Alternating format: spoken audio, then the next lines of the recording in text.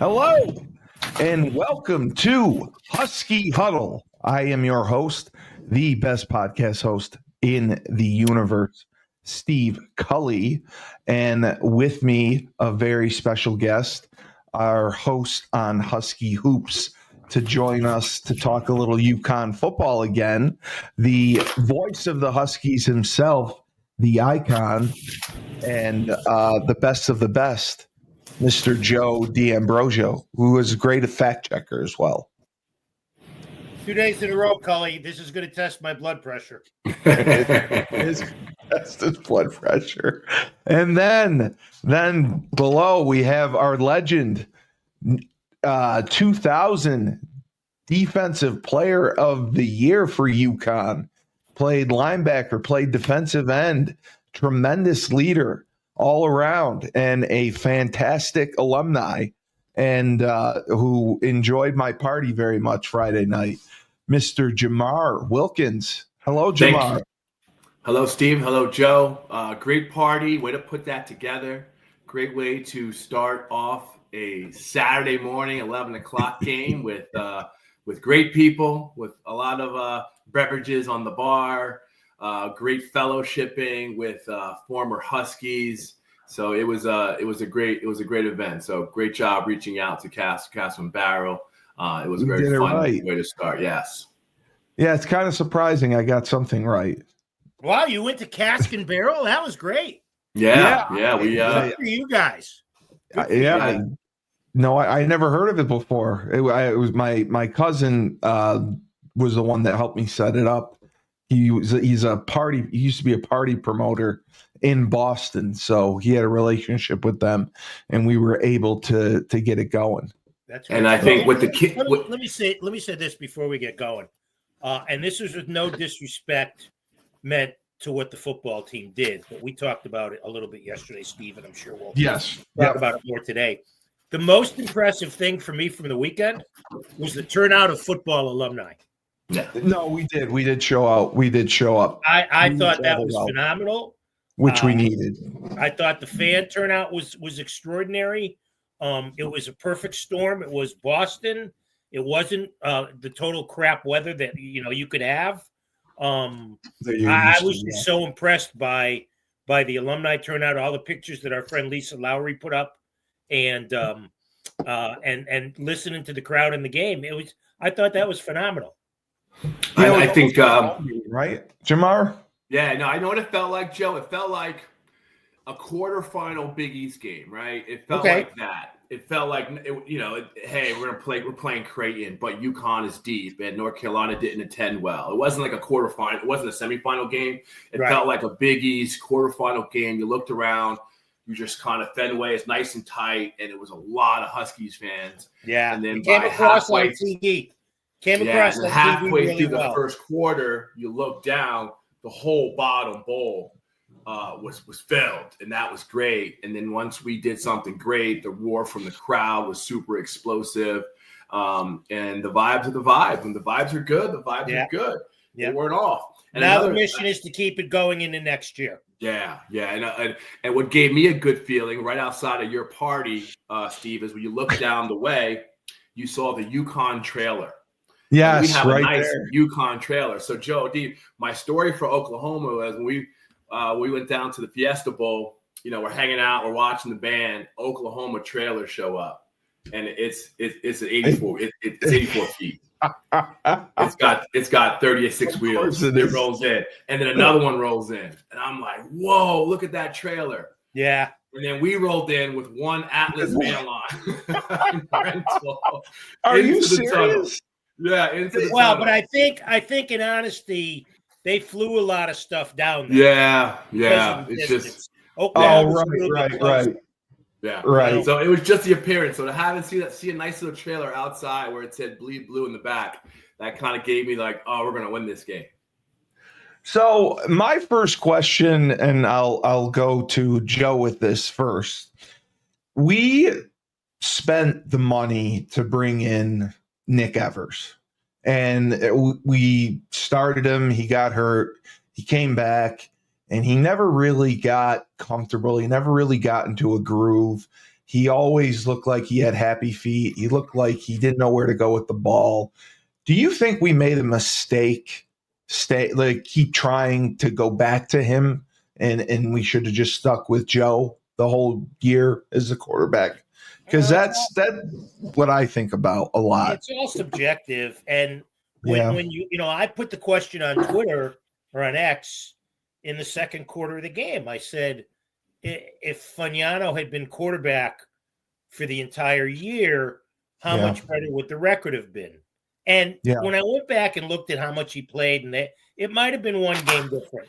It didn't matter if Orlovsky was at quarter, or Stafford, or any of the great quarterbacks that we've had quarterbacked the game at Maryland. We weren't winning. We weren't winning that one. We weren't winning that game.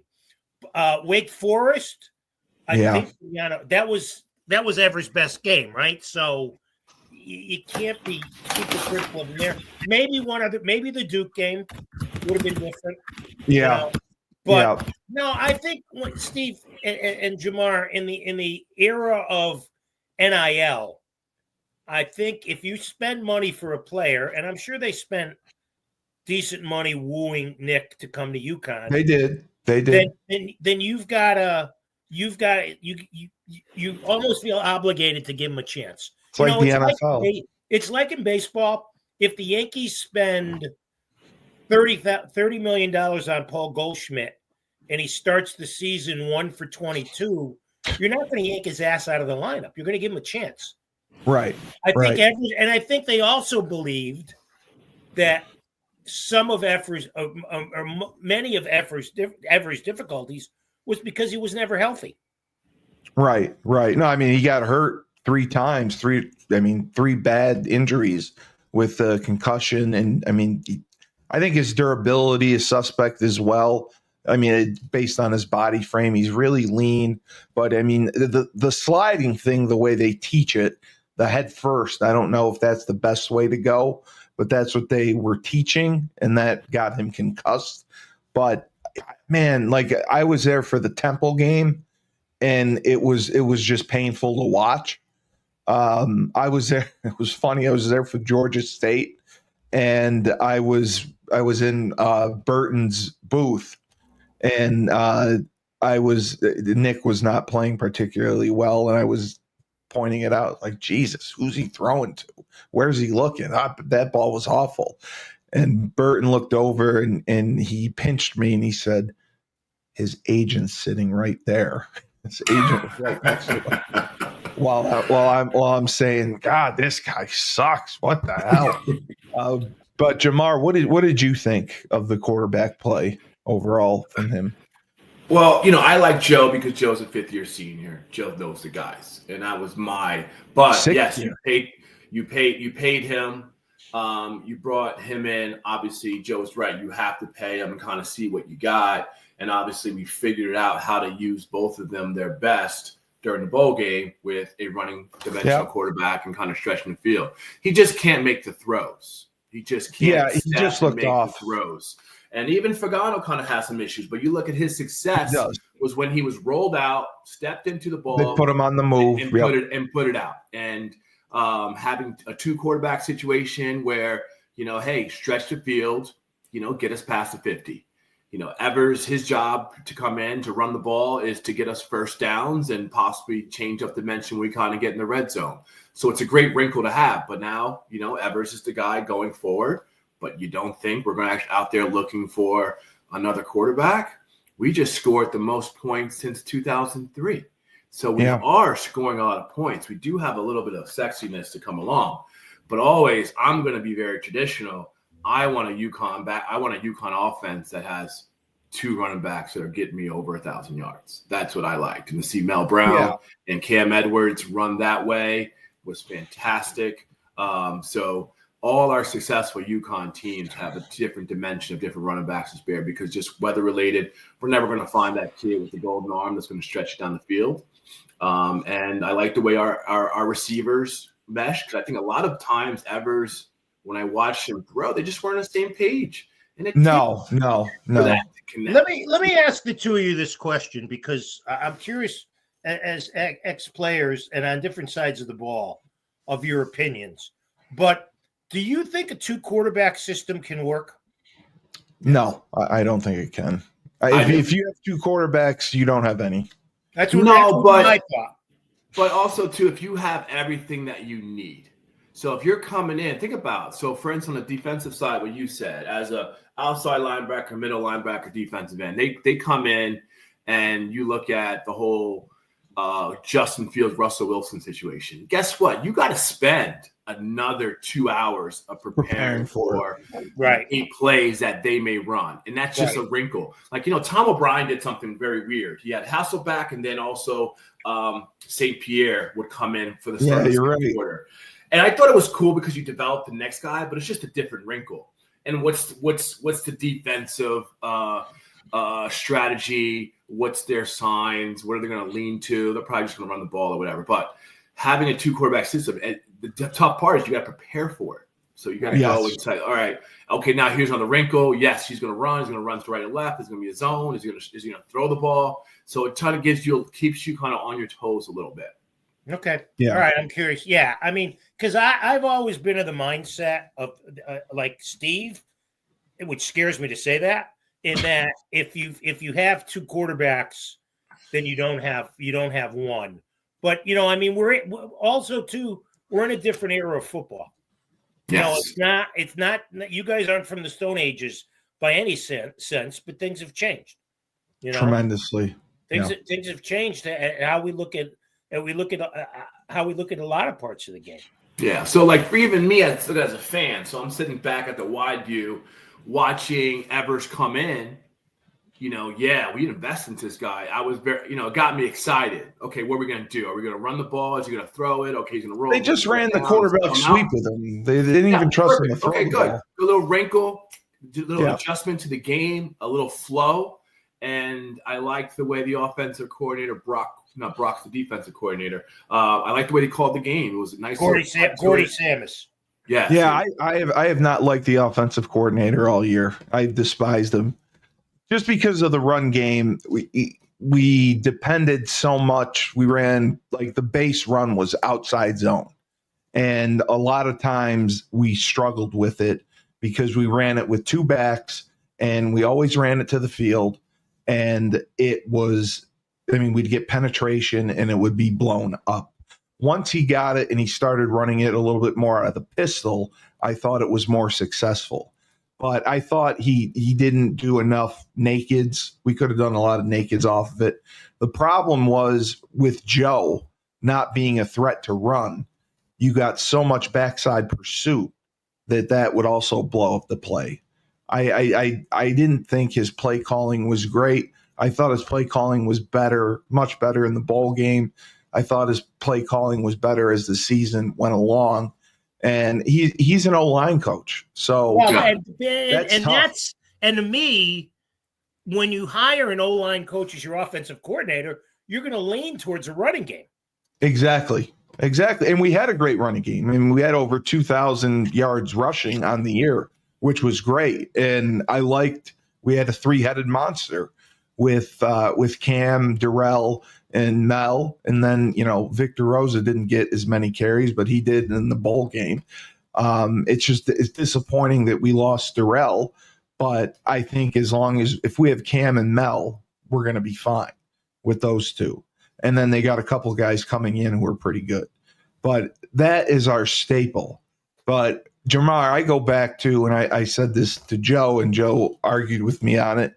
The way Coach Edsel ran it was, he was under center, power, counter, and, it was all coming at you, physical. He believed that playing on grass at Rentschler Field with the wind and everything, that you could not run a spread type of offense and have success. And Joe's response to me was, who was the quarterback for the Patriots back then? Tom Brady. Did Tom Brady have any trouble throwing in the elements? No, not really. So but yeah, we weren't, maybe we have to find, kids who are catchers all their life and put them at quarterback. But no, we didn't have, only the best arm that we had was Orlovsky. Right. Thunder Dan. He was a Connecticut kid. You know, Absolutely. I look back, you know, I talked to guys about it. Why were we good during that run from 03 to 10? It was because we played Pitt, West Virginia, Louisville, and maybe Rutgers. All four of them had to come to Rensselaer Stadium every 2 years. Yeah. We were able to reload, have the right players, and beat them. And even West Virginia. I remember when I went to the West Virginia game. We beat Pat White. That was always a battle. You know, it was the weather. And just every time with Rhett Landshay, congratulations for him doing very well. But he tried to run that 20-second offense. I'm like, that's not us. No, that's not who we are. Exactly. No. That's not us. That grass gets mushy. You know, practice gets mushy. We just aren't that fast team. We want to get you physical and dirty, you know, and play October, November football. I will say this too, Jamal, and I don't disagree with anything you're saying. But when Lashley was there, they're in the AAC. They're not getting the top. They're not getting the better players when they were in that league. The recruiting was not as good as it's been since Moore has taken over, or what it was like in Randy version 1. Yeah. And the first thing I do when I look at recruiting is, personally, I look at New Jersey. Second part, Florida. We talked about that, yeah. And Pennsylvania.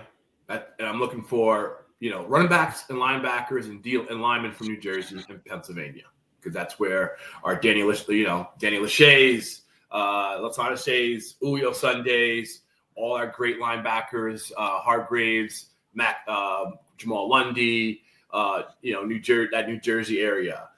We do well in Alabama. You know, I love C.O. Moore. But just recruiting those areas. When you're not recruiting those areas, it's like, oh boy, we're in trouble. Also, the DMV area, you know. So we're missing those marks recruiting. It's like, But now looking at recruiting is different. It's like, what schools are they coming from? And what was their spring tape 2 years ago? And I think the tough part with your first question you asked about Evers, it's hard to get this right. It's hard to see why a third-string quarterback from Wisconsin is a third-string quarterback. Well, you know what, Jamar? You're preaching to the choir, because one thing I said to people, and again, this is not to demean the kid, but after you watched him a little bit, you weren't surprised he was third string in the P4 schools.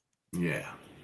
And same thing with, you know, Daquan Robinson, right? We had him last year as a quarterback. He was a third stringer at Penn State, had that great first game against Utah State, and then, you know, just couldn't kind of get it going. So there's a reason why these kids are at a certain level. And how do you do the deep dive to recruit the right people in such a tight window? Because I think the window starts now. The other thing people think too, and I know you guys do, very tight. But the other thing people think too is, well, if even if they didn't play at a P4 school, they can come here and play. No, that's not accurate. No. You know, I spoke to Steve about this too. I think we lost to Holy Cross. And I'm not sure what year that was. Well, that was Randy's last. That was when Randolph got fired. And that was 2020. They had fourth and fifth year guys. They had that was a team I coached. Yeah. I want those kids in a weird way. It was a team that I coached. Yeah. You know, I kind of want, you know, I think did Pagano come from Maine? Yeah, he came from Maine. Yeah. Hey, give me a 20-year-old kid who's a sophomore or 21 that's a sophomore, junior that we can take 2 or 3 years with, if that's the recruiting process, because I just want a certain maturity out of that kid that we can kind of grow and we can keep versus the 1 year renegade, the 1-2 year guys in the take, because I think what stores is you don't really get into your groove until your third year. You know, well, that's what I always said about Coach Edsel. I always thought he did a great job developing players. Awesome job. Because we never got the 4-star recruits, the 3-star recruits.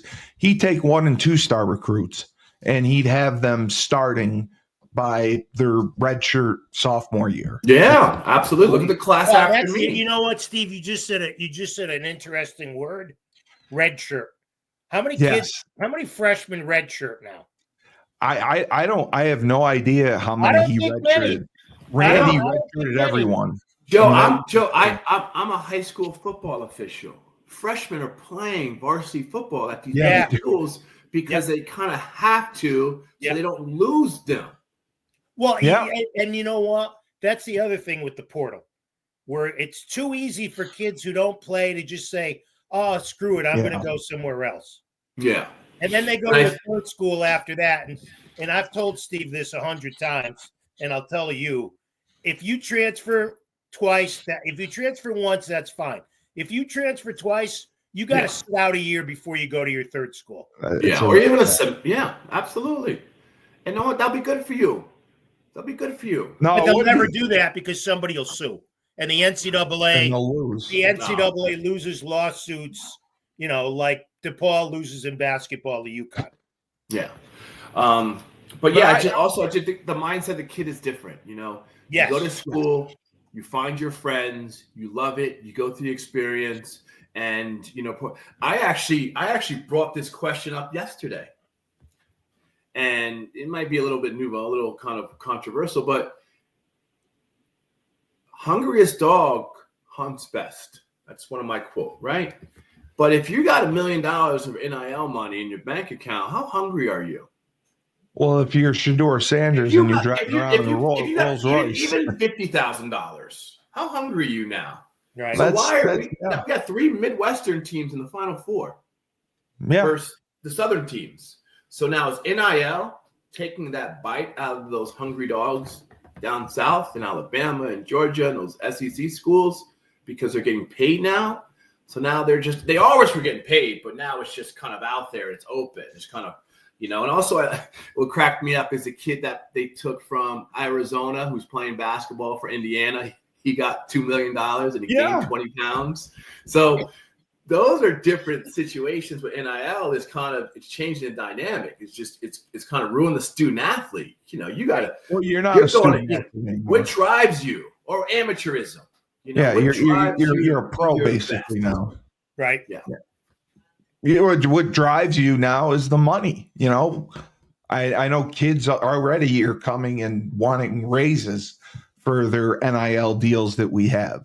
And that's the problem I think we're going to have until we get into a conference, because financially we're never going to be at the level to pay these kids enough to get that type of talent.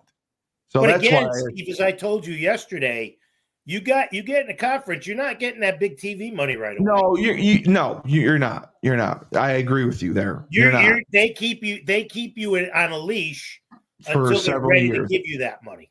Oh, correct. Man. Now, Joe, how do you feel? Because I remember 1999, I think it was like a late February, Miami came and beat the UConn team. And now, how about these players, the audacity of these players trying to sue Leonard Hamilton for NIL money? Oh, that Florida State. Oh, look at the kid who went to where did he go to play quarterback? Went to play quarterback. UNLV? Yeah, went to UNLV. Oh, he was the Holy Cross guy. Yeah. Hey, Coach, by the way, thanks for joining us. Hey, I was just on with the tight ends coach from URI. Okay. Yeah. That was interesting. So you're really great, really great. We could use him on our staff eventually. But like I was saying before, you're right. Shu came on. The kid went to UNLV. He didn't play, and he bailed after one game. 3 games. 3 games, whatever it was. Yeah, but you're right, and I can't remember who it was, but Dave mentioned this. You thought it was all a conspiracy where some SEC team came in and offered him a big NIL deal if he were to leave UNLV, and that's why he quit. And it was Matthew Solka, I think his name was. Has he wound up anywhere yet? I do not know if he is anywhere yet. We have to check that out. Let me ask you this: as coaches, you two guys who have been coaches, would you take a kid like that? No, there's no loyalty. I recruited him. I mean, I know his family. I was at Holy Cross when he was there. Well, he was a great kid. I think that Saluka was supposed to be a great kid. Saluka was supposed to be a great kid. He was. He led Holy Cross to the FCS championship, I believe. I think what you have now in the transfer portal era is you just have to come to grips to the fact that you got to make sure you investigate the kids you bring in, because the reality is they're going to leave and you're going to be bringing guys in. That's the reality. But you got to make sure that that at least they're a cultural fit with you, not just their ability to do things, but they're a cultural fit. And UConn is different than, I don't know, UCLA, right? So what might be a good fit as a transfer portal person for UCLA may not be a good fit when they come to UConn and they're in stores and it's a college town and it's cold, right? So those are important things because I think that's the difference maker and what you get out of some of these guys, right? Like they come in there, they're in there temporarily in a lot of cases. A couple of years they might be with you. And I'm not talking about the freshmen that come in, but I'm saying the guys that you might get in as transfer in as sophomores or as juniors or something like that. And they're with you temporarily, and you want to make sure that when you're bringing them in, it's going to be exactly what they think it's going to be, because then you're going to be able to get, and I'm not just talking about the environment of town and all that kind of stuff, but coaching wise, how you guys coach, because then you get in a guy that will be able to come in and give you everything you have, because the last thing you want to do, and we've done it already, although we've kind of been able to get lucky that we haven't had an real issue with it yet. But last thing you want to do is bring in a guy and it doesn't work out the way that they thought it would, because that could take away 2, 3, 4, 5 guys from coming to you the next time, or you could lose guys on your roster because of it, right? I'm friends with him. You know what I'm saying? His experience was bad. I'm not coming. Yeah, the group chat, like the text group chat, could be your biggest ally. Yeah. Could be your biggest ally, or the most dangerous thing there is. The texting group chat. Okay, and as high school coaches, this, right? These guys get in a group chat and they're all mad at you about something. You better address it. Well, in college, I mean, these are grown men. They get on the group chat and start discussing who got what money. You got this money. I was Now UConn's been really good with this so far. We've been great with it. We have Burton, who's been Mike's never missed a payment. Yep. Right. But my point is that they get on that group chat, and that's how something like that happens to Leonard Hamilton. Yeah. What? Yeah. Oh, wait. He promised you this. He promised you that. I mean, that's how it happens, and it happens like this. That's the crazy part. It happens. So I don't understand this. Can you explain to me the Leonard Hamilton thing? What happened? Players claim that he did not come through on his payments of the money that he owed them, and it's a significant amount of money that is claimed too. It's like 1.5 million in total amount that was promised that he didn't pay. Yeah. Jesus. Wow. None of us know. Do you think we're ever going to come to a salary cap when it comes to NIL? I think they need one, but I don't think there's any way to get one right now. I don't think there's any way to put the legal issue is becoming employees. These are 1099 deals right now. Like, this is not, You're right. I paid Jamar $100,000 from my company, okay, but he doesn't work for my company. He has to file 1099, take out his own taxes, draw expenses off of it, whatever, in order to be able to put that in. If you put a cap on it, you're basically. And there may be a way around it. I don't know. But what I've been told is that part of the issue is you start putting a cap on it, and they're saying, "Hey, these are employees of your company, whatever that is, whether it's the NIL company or UConn, I don't know." But and then now there's all kinds of other issues associated with that. Really? So if they put like a $5 million cap on it, you're saying that would cause more problems than not having. Plus, you're gonna have collective bargaining. Okay, so you're gonna have collective bargaining at that point, right? You put a cap on things, you're gonna have to have collective bargaining. You're gonna have to have some level of unionization, because otherwise, why are you putting a cap on my money? I haven't negotiated. No, Shu, I don't. I mean, if the NCAA said to schools, you can only spend $10 million on your players for NIL. For NIL. Then Ohio State sues. That's what I would Ohio want. State will sue them immediately. What's that?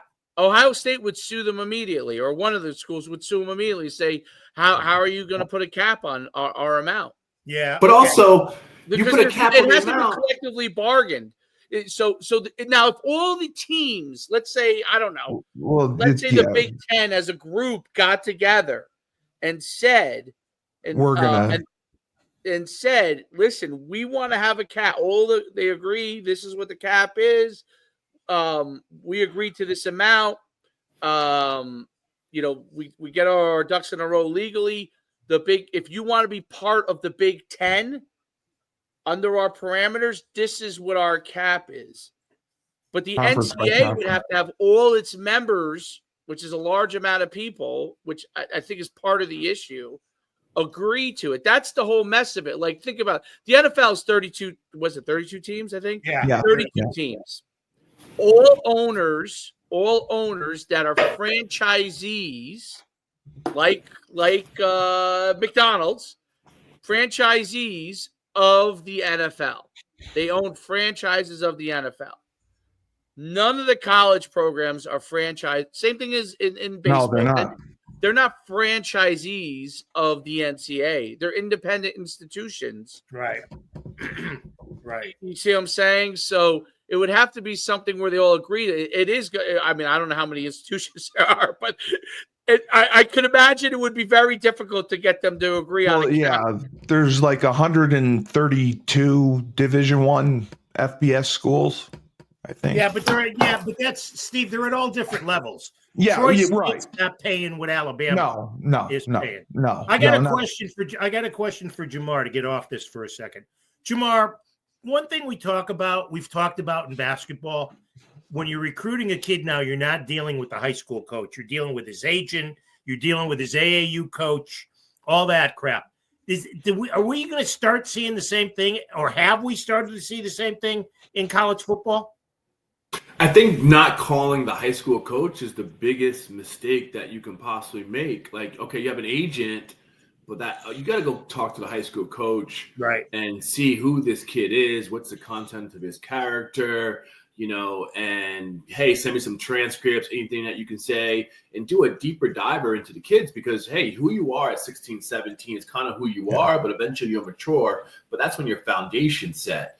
So it's still good to watch, local high school kids get recruited and kind of go up the process the right way. What I always love Schumann's tips that he puts on LinkedIn and Facebook about how to get recruited, how to do the things the right way with your image, your social media image, and all those different things. But when you get an agent involved, all that stuff kind of gets wiped away, and that's the one person who's your mouthpiece. Right. And this isn't the most genuine person, because the agent found you a couple years ago where your coach developed you. Your high school. So it's just interesting to see people kind of bypass that real due diligence era with actually recruiting. Part too is the high school coaches are not equipped to handle this era. They don't want to either. Now, like where you are in Bergen County, okay, and obviously you grew up in Hudson County. I grew up in Bergen County, where you're living now, right? Bergen Catholic. Well, you got older. You didn't grow up. You got old. None of us did. That's why we're here talking about college football. That's right. There's no doubt about it. But Bergen Catholic, DePaul, all the big programs right around you. Don Bosco, all those programs right in where you're living. Okay, those guys have a very, very high level player that they have a better level of control over the situation. They do have relationships with agents, but they kind of advise their guys to work with guys that they kind of have a relationship with. Where you live now, the high school, which is a powerhouse high school public school program, small school program, Hasbrook Heights, that high school coach, if he has a player like that, is not going to have the resources to be able to handle it in the same way. Now, he will be able to advise him, obviously, everything to do with football, but but that's going to be a much more difficult process for let's say a public school coach, right? And that's kind of unique to New Jersey, but all over the country, most coaches are probably overwhelmed in high school from that aspect, and they're not equipped to it. And they're teachers. Yeah, well, Bergen Catholic will have a guy that's in charge of recruiting, and so will DePaul, right? But Hasbrook Heights is the head coach is in charge of recruiting, right? So that's who's in charge of recruiting at the public school, and now he's a teacher, teaching classes, coaching. He's got a player guys are coming into, and he's got to manage all that, and that's why they do get bypassed because they feel like they can kind of jump over it in the recruiting process standpoint. And the college coaches bypass those guys. That's the biggest issue with college coaches. Bypass the high school coaches. They don't care. They don't go through them. You think they don't care because it's not, is it lazy recruiting? They know better. Well, they don't have to. Where it's just like, hey, I got to know the depths of this kid. I got to understand how he's wired, or no, he's just coming to play football. He's got decent grades. He checks these boxes that we're looking for right now. Move on, because college recruiting, college coaching is 80% recruiting. So hey, let me just take that time away of just kind of rolling with a simple template of what I'm looking for. Check the box, pass it over, and hope for the best. And also have an ego saying, "Oh, we'll coach this kid up. We'll make this third string quarterback, a 3,000-yard passer at UConn." Well, before you couldn't have contact with the players until they were juniors. Now all that's out the window. Now you can contact players when they're freshmen. So I think that's the main reason why the recruiting rules were completely different. You couldn't text, you couldn't do anything. Now they still can't text a high school freshman. They can't. They have to go to. They have to go to right. The parent. The sophomores though they can. No, it's not till their junior year. So okay. So the issue is they have to go to, that's probably something that the NCAA, even though it'll make more chaos on the back end of this, but the bottom line is that by limiting it, and they're all at any like top tier high school recruit probably is getting recruited for the most part by the time they're a sophomore, right? Yes. And earlier doesn't mean they won't be a Division I recruit, but I'm saying the top tier kid, like Bryce Underwood, who's going to Michigan, those kind of, people knew about him for a long time. So those kids, the truth is it'd be better for the high school coach if they were able to have a level of communication, because the parents don't like people going to the high school coach to ask questions. Okay. And there's a multitude of reasons with that.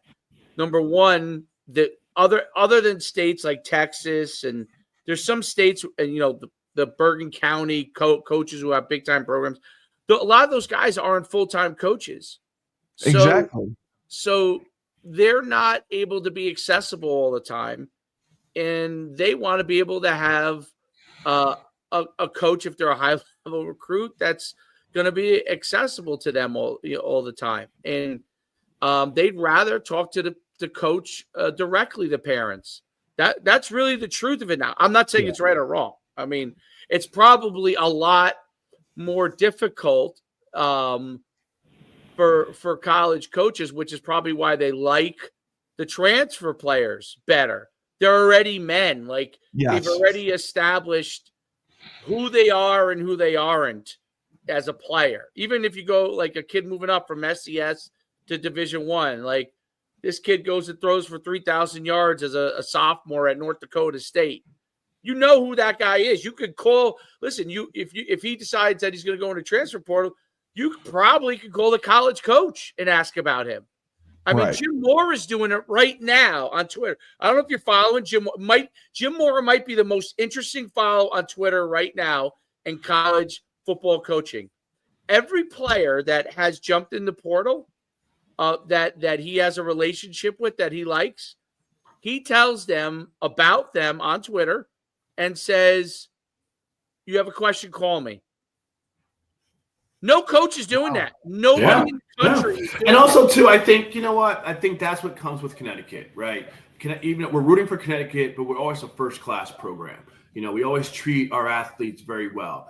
A lot of other schools, you get hurt, they don't renew your scholarship. When I was there, we never kicked anyone out the door. Everyone kind of stayed. If you left, you left. That's your kind of thing. I always think they always treated Connecticut as a first-class program. And I see something like, hey, he wanted to go to Washington State, and Washington State paid him money or whatever. Why the hell you want to go to Pullman, Washington? Why? Yeah. Even as an experience, yes, okay, we play 30 minutes outside of campus. You know what? UConn's humming right now. It's a fun school. It's just the vibes are good. Experience. Yes. They're treating you well. You want to go to Pullman? And I think one thing that we have to sell our kids is we'll give you a pro shot. You're not going to win the Fiesta Bowl. But you know what? We turn out a lot of pros if you stick to the schedule, stick to the script, stay here for 3 years, do 2 summers in stores. Absolutely. We might make you a pro because every year we're getting 2 kids drafted. So I think that's the approach you have to make. But going back to what you said, Dave, it's just like, what's that next level of investigation before we hand this kid over a check? How do we know that body is solid? He's not injury prone, didn't do anything nefarious. We can trust this kid.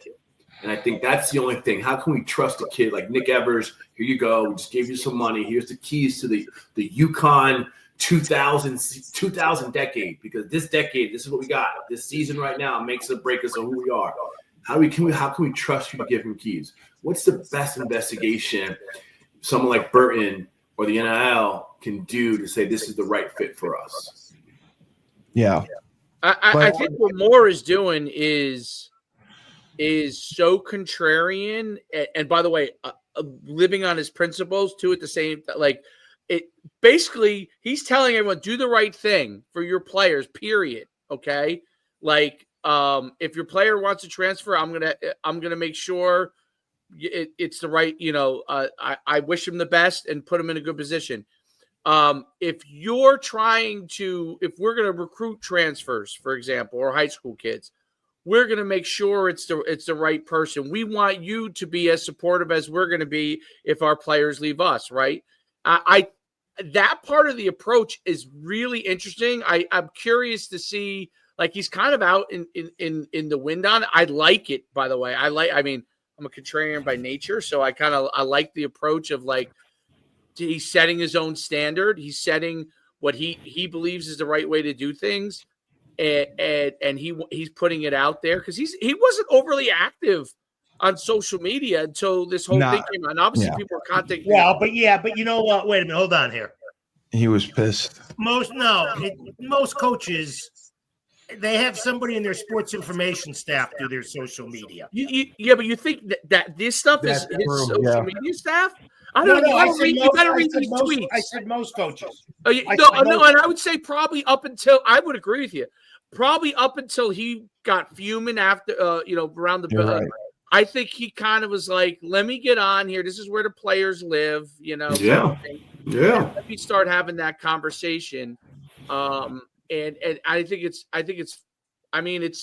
fascinating to me because I think he he kind of reminds me now of the Indiana coach.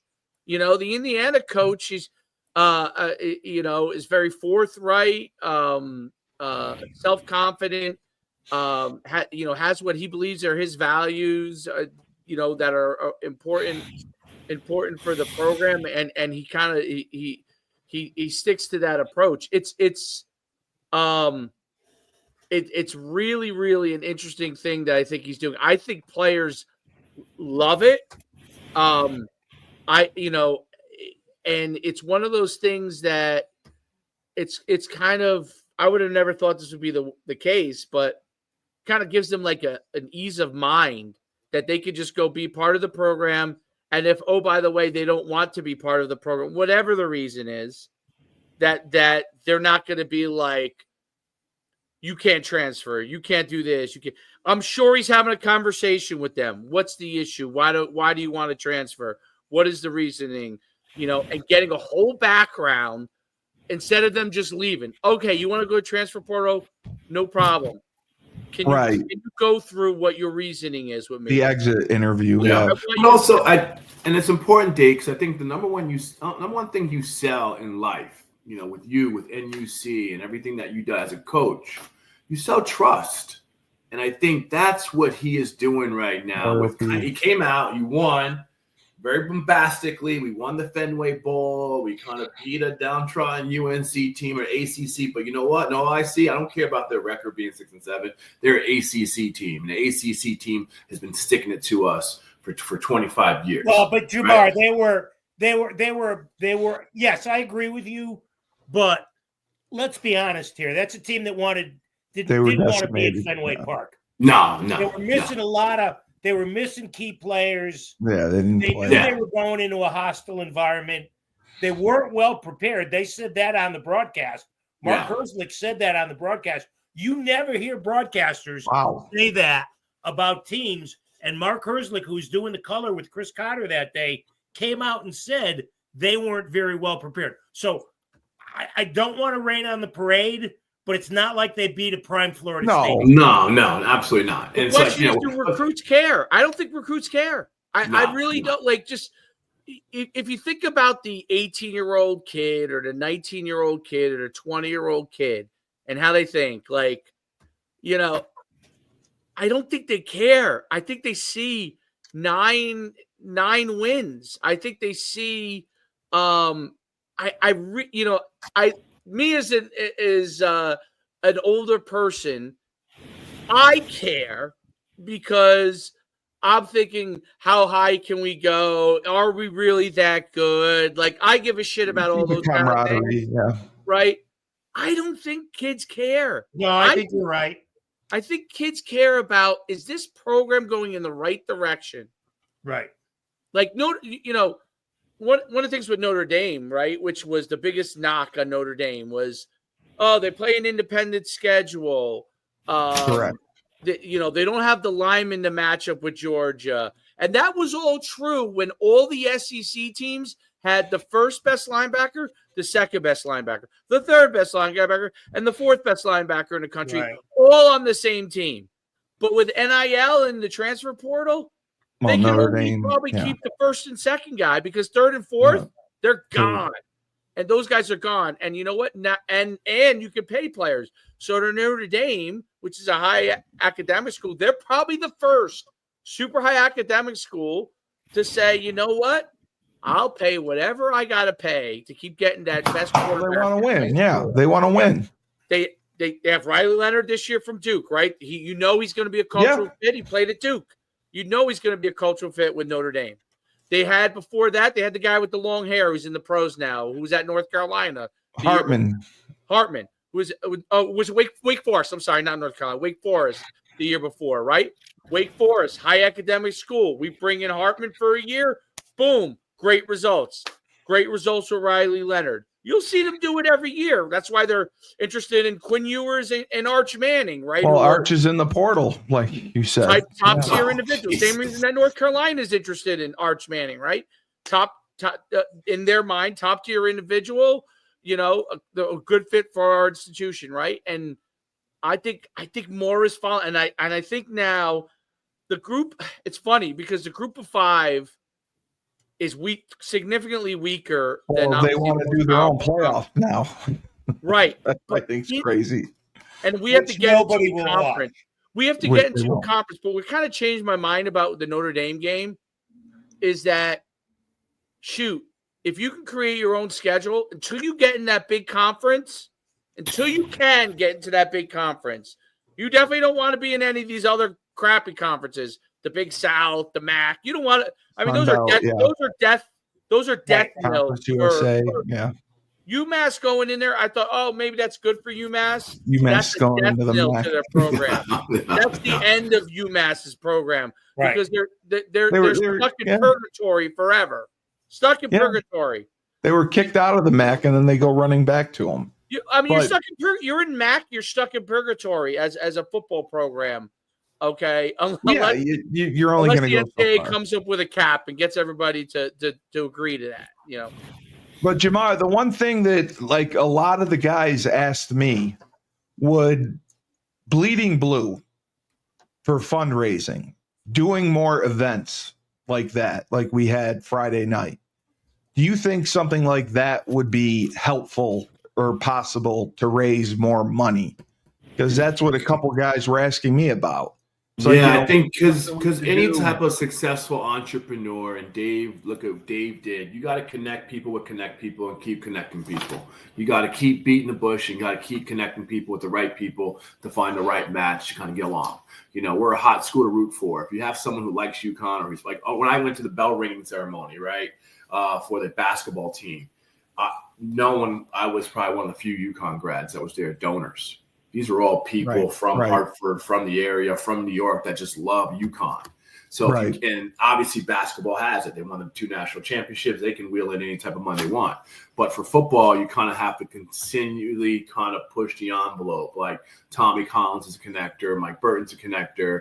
Meeting Mark D'Amelio, everything that he's doing with basketball, now football, he's a connector. So you just got to keep doing those events to connect it, because you can't rely on the alumni program. They're not funded well. No, the events they try to run kind of aren't hitting the mark, but it's doing something very exclusive, something very different around the Big East basketball tournament, and then continue stuff over for the golf outing. You have contributed so much by bringing this whole thing to life, allowing people to tell that story, and everyone has a story with football. Speak what Joe mentioned. Joe mentioned the alumni base. I'm sitting at the thing. I'm looking up to my left. There's Dan Ryan. There's Andre Dixon. I'm watching those guys who are 10 years younger than me wear their Connecticut honor badge. And I look up, I'm like, yo, those guys beat Notre Dame. So, and they can tell that story. They can walk to someone who has a pocket full of change and said, hey, tell us about November 21st, 2009, when you guys beat Notre Dame. And they can tell that whole story. And that, okay, hey, let's bring that back somehow. So, finding what UConn has done over the past 2 years with the NIL, it kind of reignited us a little bit, because, hey, we got to play this game that we can't rely as a traditional superpower, because we've always been chasing that traditional, how do we get here? How do we get here? Now we got there, and all of a sudden the 2010s happen. We kind of fall off a cliff. Now we have to raise money. And I kind of joke, hey, I'm good for a parking ticket. I'm good for a mishap. I don't have tons of money to kind of donate, but I'm into the cost to help, really, really revitalize the program. And there's stories behind the program where people can kind of say certain things. And now I know C.O. Moore's story. I know, guys I don't exactly know. I know their story, but this connects them to the next future, the next batch, and also keeping our culture. And one thing I realized 2010, when we just weren't good, guess who stole our football culture? The baseball team. They were the guys who were kind of fun, flying around, having a great time. And that's who we are as a university, where there's a certain standard. We're not dirty. We're not filthy. You look at certain coaches now at NIL. Here's your biggest adversity. Dabo. Do you look at Dabo as the same football coach you do now with the NIL? Do you look at, Saban Saban ran from it, and look at his program. If Mora is going to kind of contract, stay with us, and be on the up and up and be very candid and outright, I love that approach, because you got to be contrarian. Look at the Arizona State coach. Look at the Indiana coach. These contrarian guys are being more realistic. I know you guys like kind of playing the politics too. Look at the guys who are very genuine and open and honest and saying, hey, I'm doing it my way, versus stubborn ones saying, okay, this is my way, the highway. Leonard Hamilton shouldn't be getting sued by his players. A booster should be. Some director of personnel, an assistant coach should be. Leonard Hamilton's getting sued by these players. How did that happen? That's Florida State's mismanagement. That's embarrassing that Leonard Hamilton, who's been coaching so long, who developed so many pros, had great seasons as a head coach, is even in the lawsuit. You got to have a fall guy. A Book Richardson needs to be the fall guy, or something like that. Even though your players may be there for the short run, you can't have short run thinking in your approach to a program, because if you do that, you're going to end up running into some of these issues. And I don't even know if it's true or not with Leonard Ham. I have no idea. But that's an important thing, because you're going to see, and I only because I talked to so many of these college coaches, just from interviewing them, and high school coaches from interviewing them. You could see, man, the difference. The guys who are the guys who are trying to approach things the right way are going to have a better chance of success in this.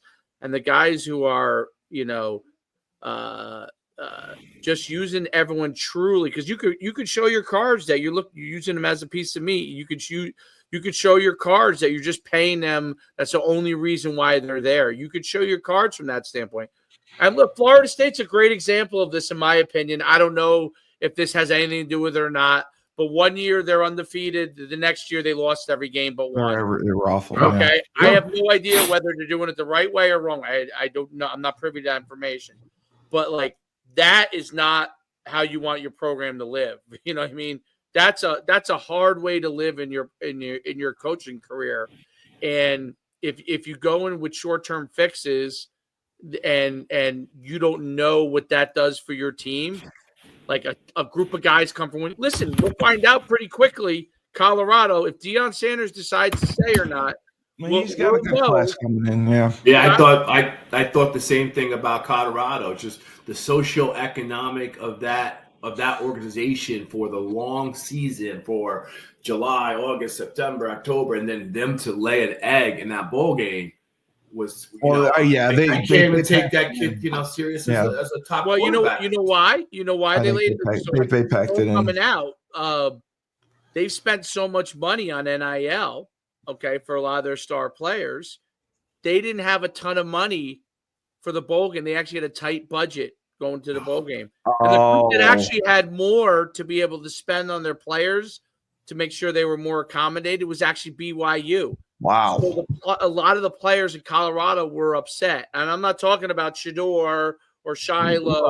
Right. Overall. I don't think that's the case there, because they have plenty of money. I'm talking about your left guard. Your right guard, your D tackle, right, who is not getting the level of money that those guys are getting. And now they're like, wait a minute, like, why are we staying here? Why is this, they were on a tighter budget than BYU was. BYU had a much bigger budget for their team for the bowl game. And that goes to the philosophy of, like, if you're giving every dollar to a few guys, what is the ramification? You get top heavy. They wanted that Big 12 championship. Well, and that's the thing too, is that in the old days, to go to a bowl game was a thrill, was a privilege. You were excited. Huge. Now, oh my God! Now it's like, unless it's the playoffs. Yeah, it's like, man, maybe I'll play. Yeah, they pull out. Yeah, I mean, I can't imagine any of you three guys, if you had the opportunity, would have opted out of a bowl game. I would have, Joe, if I was going to be a first-round draft pick. Why? Because you were going to sweep the stadium? Joe, I got to ask you, if you look at our schedule for next year, we've gotten away from playing the bigger schools. Like, we were playing Michigan, we were playing Clemson, Tennessee. We're playing a more competitive schedule for us, teams that we can compete with. Do you think that we should still throw in one of those big schools as a money game, that we need that? Or look, as long as the athletic department is still $45 million in debt, yeah, you do need that. Yeah. I don't think there's any question. I agree. And the number, by the way, is that the number, Joe? It was something crazy. I don't remember. It was bad. Yeah. Yeah, it was $50-something million. Phil got mad at me for saying that, but yes, it was. I knew we were at a deficit, and that's why I was wondering, because that's how we would get out of it. We were playing so many of those tough teams. Like that one year, we played Clemson, we played Michigan. I mean, we played a lot of those big schools, and that funds everything. You get millions of dollars to go get cream. Well, and one of the reasons that the football program, to go off base before we get back to the schedule, one of the things that why the football program was able to get success at the beginning of the D1 era, I think there were three factors. I think number one and get the fan base involved. Number one was you played a wide open offense. It wasn't ground and pound. With Danny, you scored 30-something points a game. Absolutely. And number two, because of the success of the basketball programs who were bringing in money at that time, you didn't have to go get your ass kicked for $500,000. So you didn't. That 2003, that 2003 team, they didn't play Michigan or Tennessee or Ohio. We played NC State and Virginia Tech, and BC. Virginia Tech was going to be a conference team. Yeah, because we entered the Big East early in 2004. Right. So you look at next week. Yeah. Let's go quickly because I got to go soon. You look at next year's schedule. Central Connecticut at home. At Syracuse. At Delaware. Ooh, Delaware is fun. Versus Ball State. At Buffalo. I can't even make out who that mascot is. Rice. UAB, we got again. UMass at home and at BC. You know what? That's a 9-win schedule. Wow. 9 wins. That's a 9-win schedule. The problem is going to be here's what I think, and I might be totally wrong, but the problem is going to be if you keep giving the home fans an unappetizing schedule, I don't care how good you are, they're not going to go out of their way to show up. Yeah. And they haven't. I completely agree. I mean, they've tried to fill the rent several times. There's a stadium on campus, they would, no matter what. Oh, yeah, but that's never going to happen. That's never going to happen. Well, it's a mistake. Oh, it was a huge mistake. It was a huge mistake. But at the time, when they got the land for free from Pratt and Whitney, that makes sense. And it made financial sense. Yes, right. It didn't make practical sense. It made financial sense. It did. Well, I have to say thank you both, Jamar, Joe, for coming on and talking some football. We are so proud that we at least won 9 games for the first time in 2010 and in the bowl game, and we hope that we can continue to build on that momentum. And again, www.bleedingblueforgood.org. Go and donate so we can continue to bring kids in from the transfer portal and keep the kids we have. That's the biggest thing. We gotta try to help Mike out. That's the quote. Keep our kids and keep our kids here. It's true. It's true. Money, keep them here. We got to keep them here. So for the best of the best, the voice of the Huskies, Joe D. Thank you again for coming on Husky Huddle and not having a coronary putting up with me 2 days in a row. I'm going to go drink heavily after dealing with you for 2 days. He's not lying. And former defensive end and defensive MVP, Jamar Wilkins, linebacker, defensive end. When basketball is good, football is good. We had a blast hanging out. Good time to be a Husky. Jamar, you're great, man. Loved calling your games. Glad to see you're doing so well. You are a tremendous success story, my friend. Thank you. It was fun. It was fun watching the bowl game because it reminded me of when I went out. Not that team. That win reminded me of Cully's Motor City Bowl. So kind of down the dumps, the 1-11 season from 2001, the kind of regrouping, and then kind of getting the 9-win season. So hopefully we can turn it around and have success the rest of the decade. But Nice talking to everybody. Schumann, good to see you. I got to make a trip. We got to connect in person. Our kids are the same age. You know that, right? Huh? Our kids are the same age, same grade. Yeah. We got to get a monster flag football. And Jamar, yours play tackle though. Yours play tackle, right? Yeah, they play. But I still like flag because it's just more fun. You got to help me. It's helmet with legs. It's electric football with 3rd and 4th grade football. It's electric football. It's just this. It's this. I like flag running around. But yeah, because the guys want to do something for February. They're playing an event, some like in Boston again.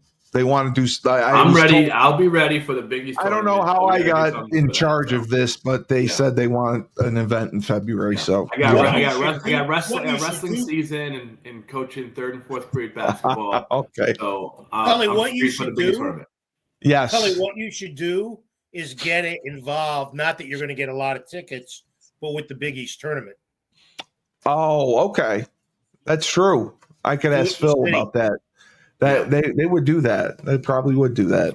That would be in March. Oh, all right. I appreciate that advice. Thank you, Joe. My suggestion. So that was Joe's suggestion for also for Coach Schumann, the next big influencer, Coach Schumann Sports and Entertainment YouTube channel for the best coverage of the UConn Huskies and more, and sports and politics. How many subscribers now? We're up to 1.08? You said 1.8 million yesterday. 1.11 million. I lie, Joe. I always lie. Lie about it. Pay the bot. Get the bots. So for that, this has been Husky Huddle. I'm Steve Cully, the best podcast host in the known universe. Remember, when life gives you lemons, don't make lemonade. Take 2 oranges and throw them back at life.